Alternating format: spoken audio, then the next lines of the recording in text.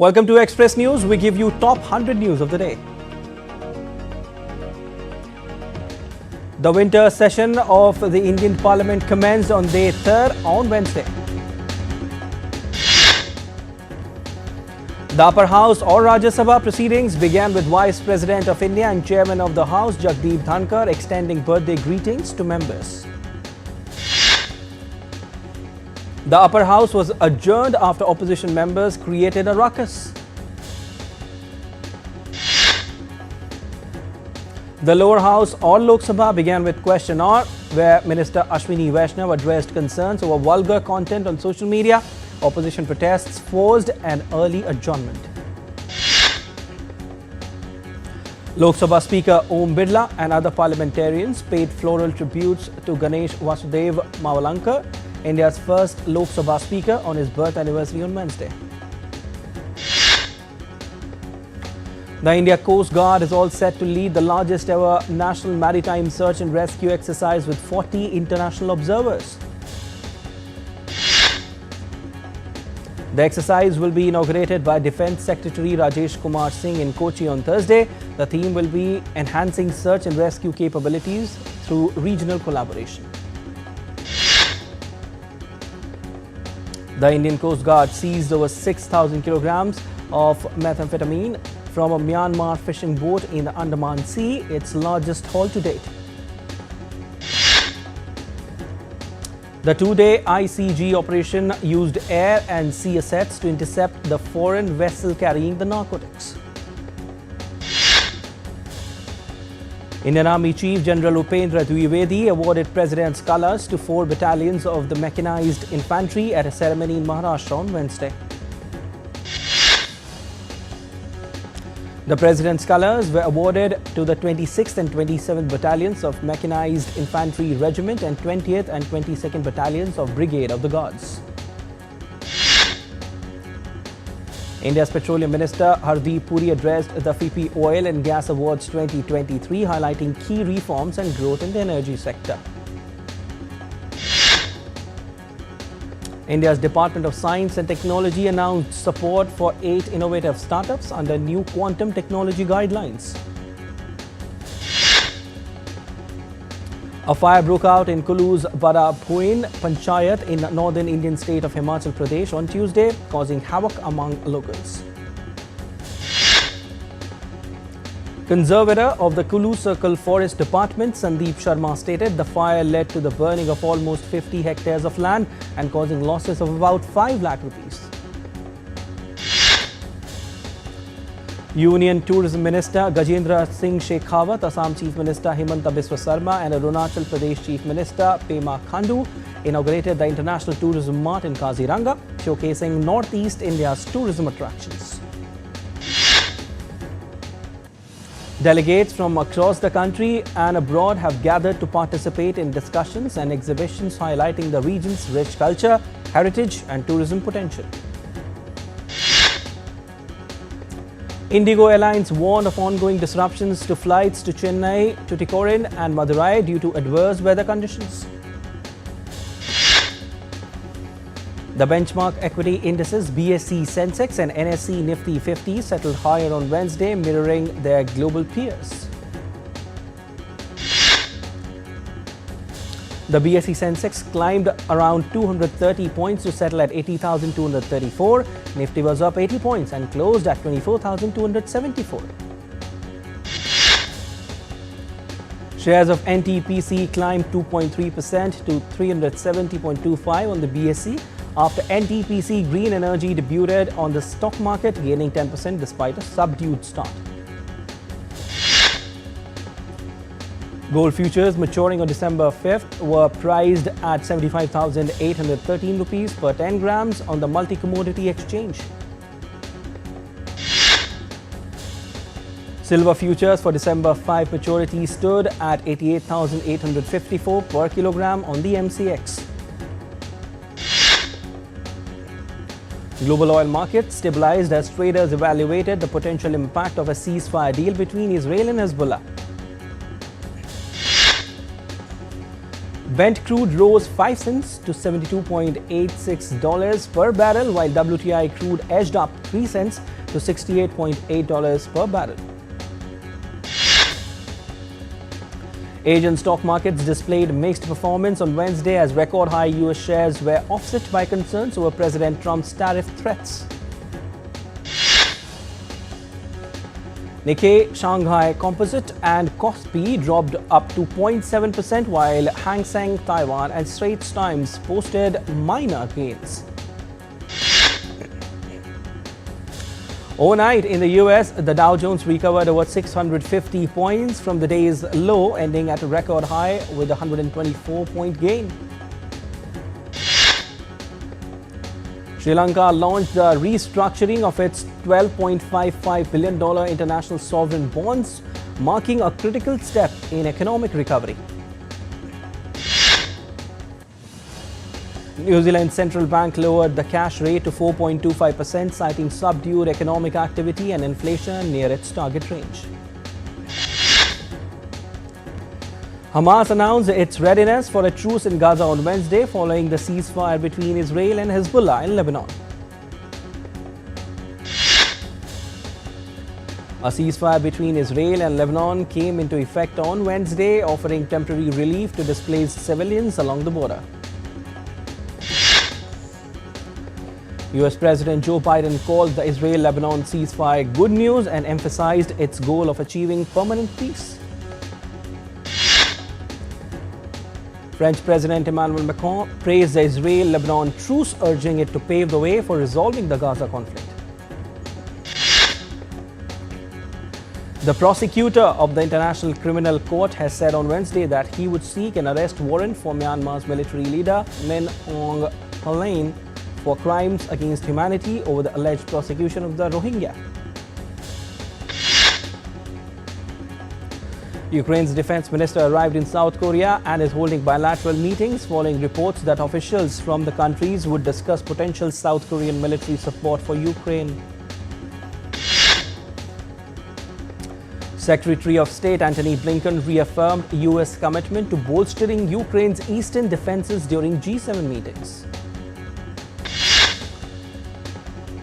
India's External Affairs Minister S. Jaishankar participated in the G7 outreach session in Italy, highlighting Indo-Pacific partnerships. Mexico and China threatened retaliation while Canada urged unity after Donald Trump's tariff announcement rattled markets. Donald Trump names Jay Bhattacharya, a COVID policy critic, to lead the National Institutes of Health, focusing on research priorities.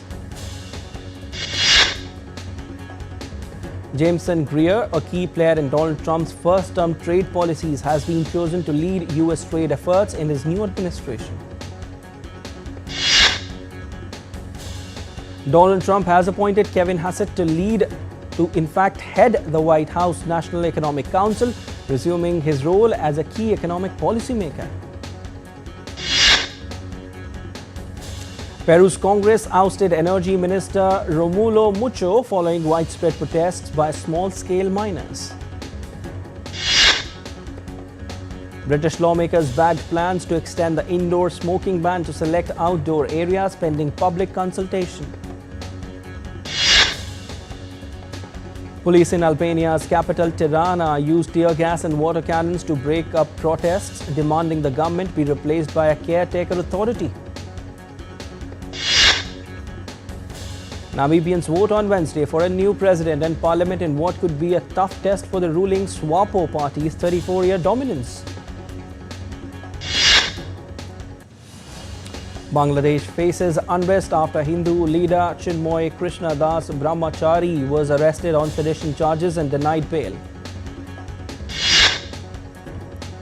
In Pakistan, police have arrested nearly 1,000 protesters on Wednesday who marched on the capital demanding the release of jailed ex-Prime Minister Imran Khan after crowds were evicted from the city centre in a sweeping security crackdown. 4 employees of Barrick Gold were detained in Mali on charges linked to revenue from foreign mining operations. Bolivia signs lithium contracts with Hong Kong company to build 2 direct lithium extraction plants for at least $1 billion.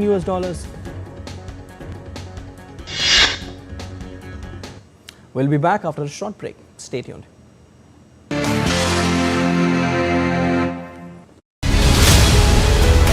Lights, camera, iffy. The stage is all set. Straight from the scenic Goa, we get you all the latest and live action from the 55th edition of International Film Festival of India, only on DD India.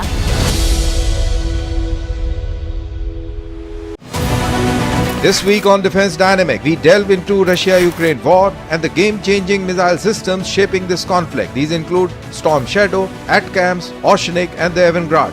We also spotlight Apache AH-64E attack helicopters coming into Indian Army to be deployed in deserts on the western border, and India's emergence as a leader in defense logistics by becoming major international aerospace maintenance, repair and overhauling hub.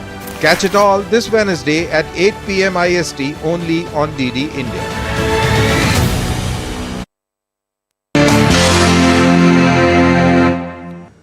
Welcome back. This is Express News. South Korea's capital was blanketed on Wednesday by the heaviest snowfall in Seoul during November on record. South Korean authorities have braced for more snow in coming days as heavy snow results in bad weather, snarling traffic, knocking out power and grounding hundreds of flights. At least 2 people were reported killed in traffic accidents on highways east of capital while falling debris from buildings and construction sites due to strong winds injured some pedestrians in Seoul.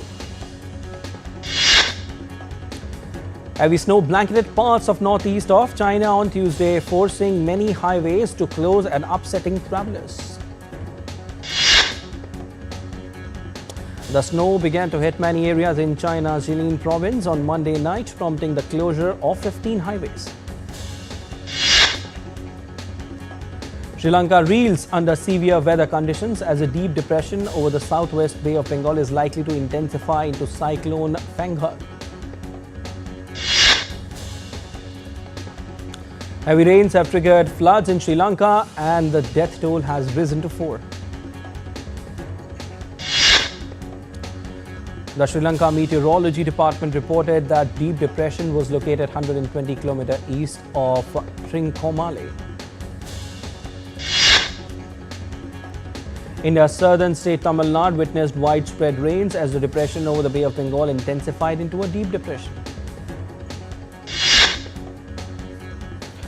The cyclonic storm is predicted to bring strong winds, heavy rainfall and high sea waves along Tamil Nadu's coastal districts.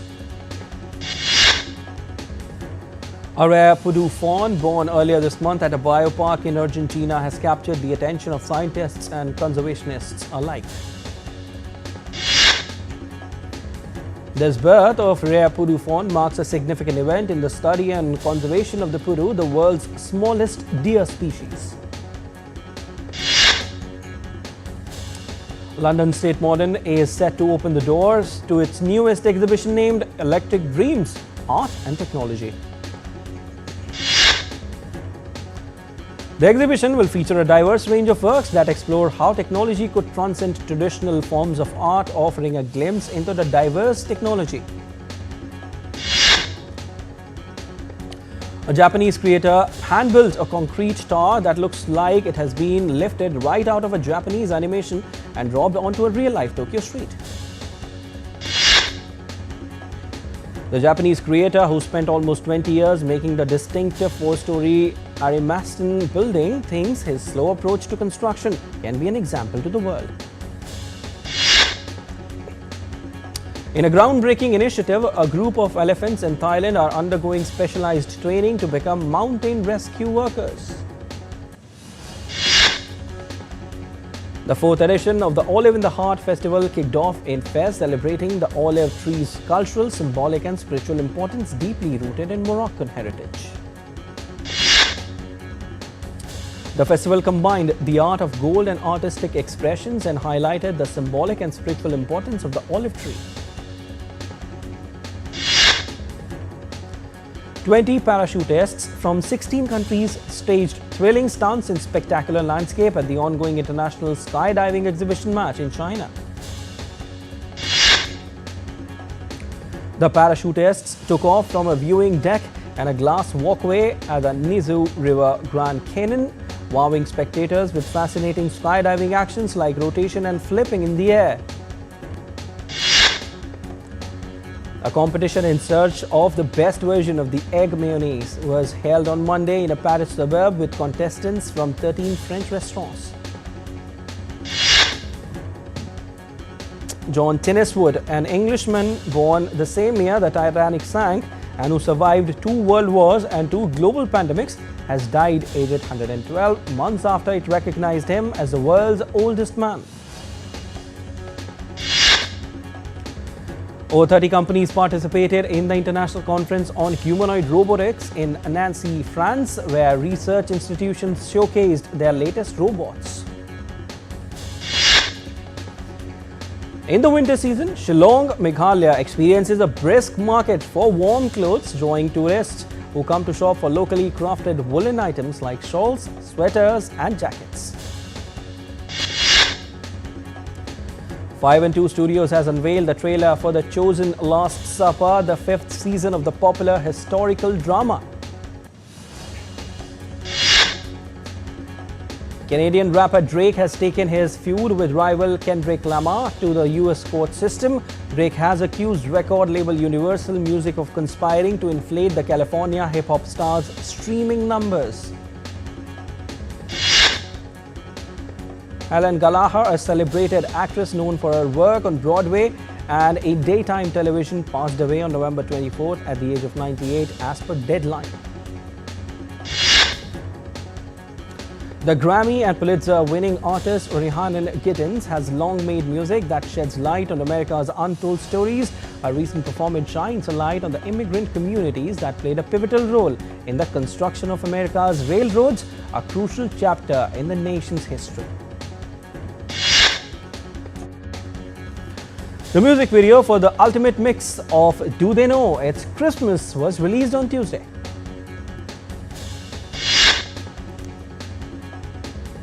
And actress Charlize Theron joined the cast of Christopher Nolan's upcoming movie. Makers of the prequel series Dexter Original Sin have unveiled its much-awaited trailer.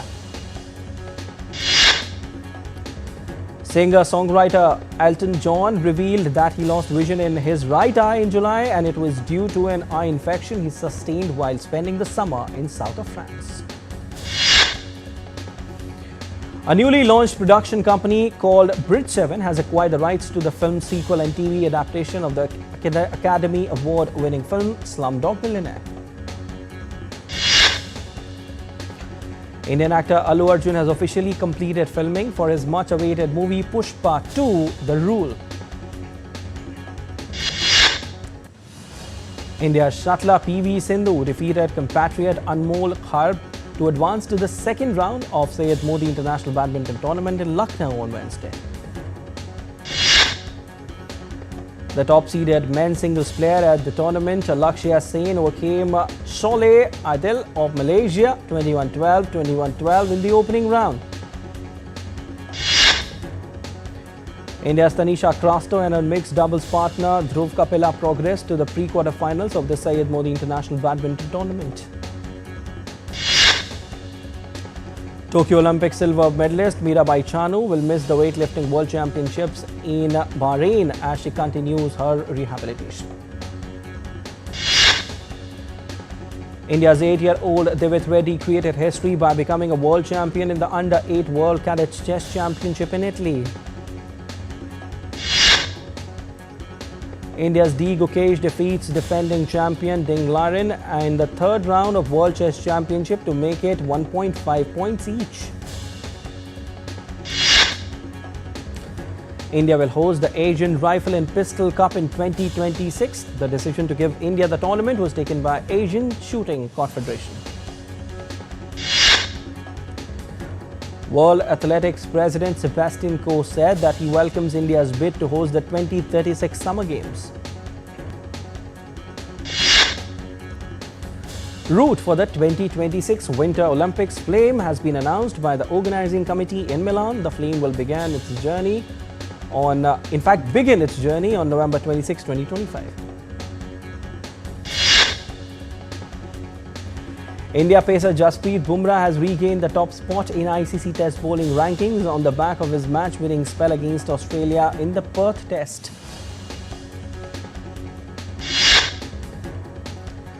India's batter Yashasvi Jaiswal gained 2 places after a century against Australia to move to second position in the ICC rankings. All-rounder Nathan Smith will make his Test debut for New Zealand in the series opener against England on Thursday. Today marks 10 years of the tragic passing of Australian batsman Philip Hughes during a match. Hughes passed away at the age of 25. The National Anti-Doping Agency has suspended India wrestler Bajrang Punia for 4 years for his refusal to provide sample for a dope test. Manchester City squandered a 3-goal lead to draw 3-3 with Feyenoord in the Champions League match. That's all in Express News for now. News and updates will continue. You stay tuned to DD India.